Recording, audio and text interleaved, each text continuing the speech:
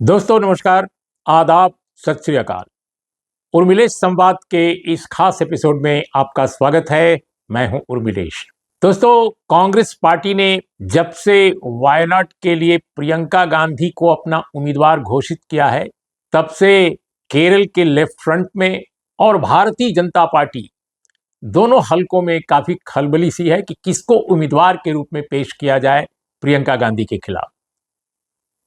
राहुल गांधी के खिलाफ left front के उम्मीदवार थी एनी राजा, जो पार्टी के जो सेक्रेटरी हैं, सीपीआई के जनरल सेक्रेटरी डी राजा, उनकी पत्नी है। लेफ्ट डेमोक्रेटिक फ्रंट जो था उसमें ये सीट सीपीआई के खाते में गई और इसलिए एनी राजा को वहां उम्मीदवार बनाया गया।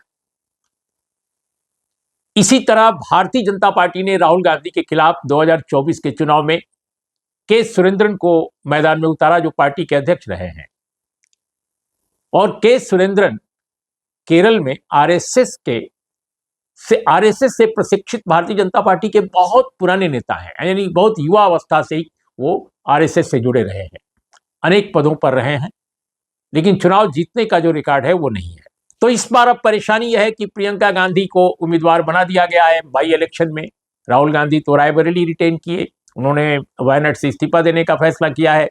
तो ऐसी स्थिति में उम्मीदवारी का संकट पैदा हो गया है कि क्या सीपीआई फिर उसी कैंडिडेट को रिपीट करे। मैंने इस बारे में जो लेफ्ट डेमोक्रेटिक फ्रंट के कुछ नेता हैं उनसे भी बात की, उनके सूत्रों के हवाले भी हमने कुछ जानकारी हासिल करने की कोशिश की। तो अभी कोई फैसला लिया नहीं जा सका है। हो सकता है कि एनी रजा रिपीट करे, हो सकता है कि दूसरा कोई कैंडिडेट दिया जाए, लेकिन इतना तय है कि वाम लोकतांत्रिक मोर्चा ये चुनाव जम के लड़ेगा और बल्कि तोहमत भी लगाएगा कांग्रेस पर, जो इंडिया ब्लॉक में दोनों एक साथ हैं, यानी वामपंथी और कांग्रेसी दोनों इंडिया ब्लॉक में एक साथ हैं। लेकिन लेफ्ट फ्रंट के लोग जमकर वायनाड में प्रचार करेंगे कि कैसे राहुल गांधी ने वायनाड की जनता को धोखा दिया और वहां से चुनाव जीतने के बाद वो रायबरेली को रिटेन कर लिया उन्होंने सीट, और वायनाड वालों को उन्होंने दुखी कर दिया। तो ये धोखाधड़ी है, राजनीतिक एक तरह का धोखा है। ये सब आरोप वो लगाने जा रहे हैं अगले इस चुनाव के कैंपेन में, जो बाई इलेक्शन का कैंपेन शुरू होगा। अब इसका कितना असर पड़ेगा, कितना नहीं असर पड़ेगा, वो अलग कहानी है, लेकिन कैंडिडेट उनके दिमाग में भी अभी कोई नहीं है। हो सकता है कि सीपीआई को कहा जाए कि आप ही फिर से रिपीट कीजिए वही कैंडिडेट, या कोई दूसरा कैंडिडेट पुटअप कीजिए। तो हालत यह है कि लगभग ये माना जा रहा है कि प्रियंका गांधी चुनाव जीत जाएंगी और वहां मुकाबला बहुत कड़ा मुकाबला नहीं होगा, बहुत आराम से चुनाव जीत जाएंगे। दोस्तों, जहां तक बीजेपी का सवाल है, वो भी एलडीएफ की तरह, लेफ्ट डेमोक्रेटिक फ्रंट की तरह, वह भी जमकर इसी तरह के आरोप लगाएगी कि कैसे राहुल गांधी ने दक्षिण भारत की इस जनता को, खासकर वायनाड की जनता को एक तरह से बेवकूफ बनाया और उन्होंने ये सीट छोड़ दी और रायबरेली को रिटेन किया और अब अपनी बहन को भेज रही है। बल्कि के सुरेंद्रन तो अभी से कहने लगे हैं कि क्या ठिकाना कि रॉबर्ट वाड्रा को पालघाट के असेंबली बाई इलेक्शन में उतार दें राहुल गांधी। ये भी वो कहने लगे हैं, जो के सुरेंद्रन जो चुनाव लड़ चुके हैं वायनाड में उनके खिलाफ। अब वो कह रहे हैं कि अपनी बहन को उन्होंने उतार दिया यहां और अपने जीजा जी को उतार देंगे। हो सकता है कि पालघाट जो जो जो जहां से असेंबली कॉन्स्टिट्यूंसी, जहां से बाई इलेक्शन होना है, केरल की बहुत महत्वपूर्ण सीट मानी जाती है। तो ये सब भी अभी से कयास लगाया जा रहा है।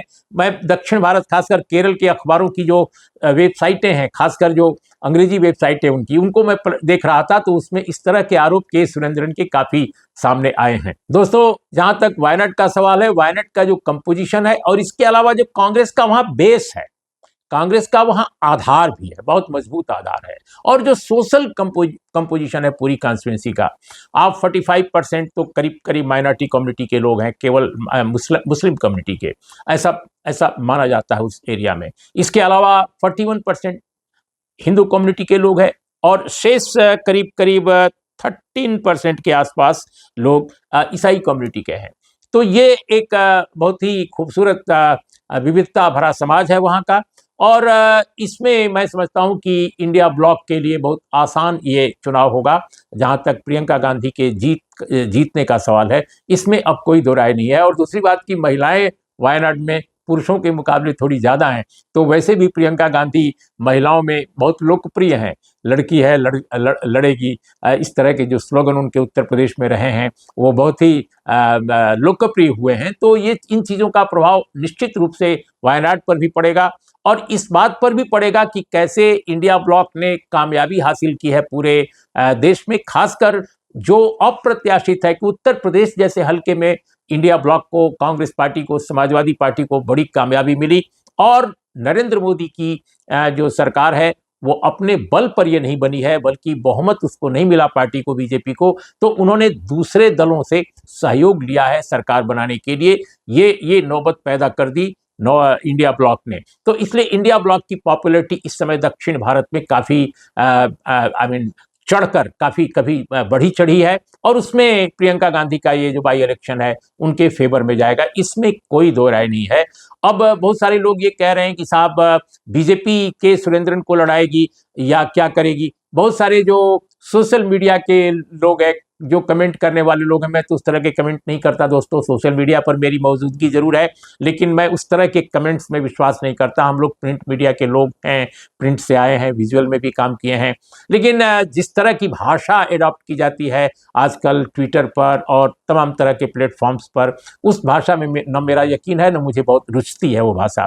तो लेकिन काफ़ी दिलचस्प चीज़ें लिखी जा रही हैं।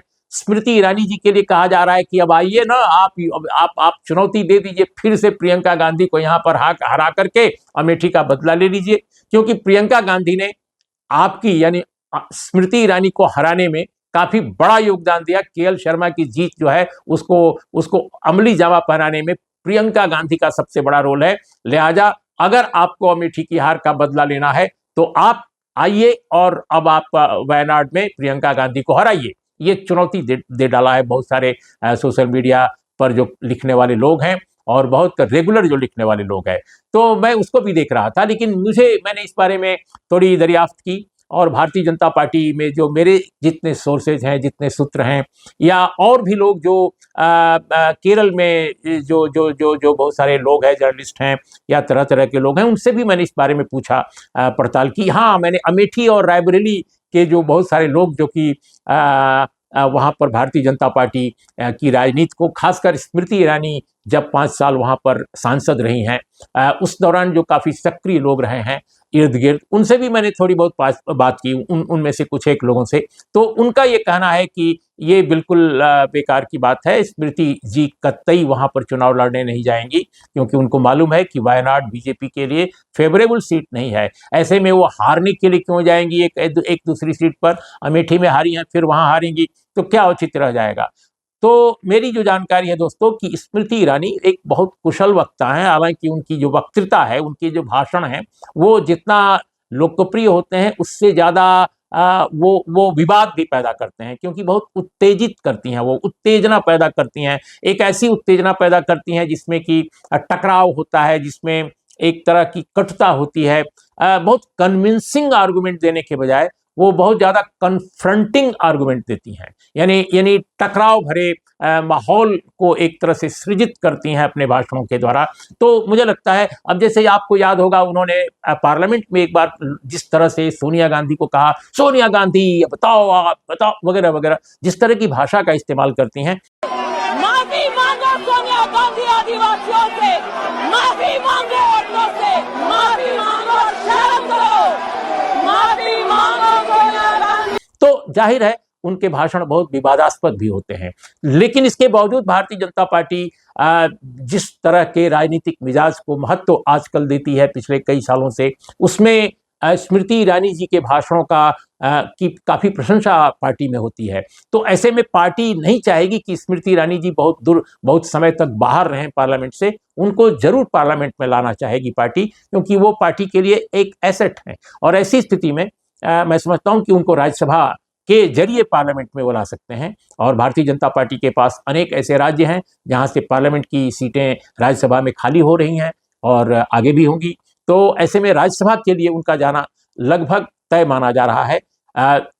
लेकिन जहाँ तक वायनाड का सवाल है, वायनाड में वो प्रियंका गांधी को कन्फ्रंट नहीं करेंगी, ऐसी मेरी जानकारी है।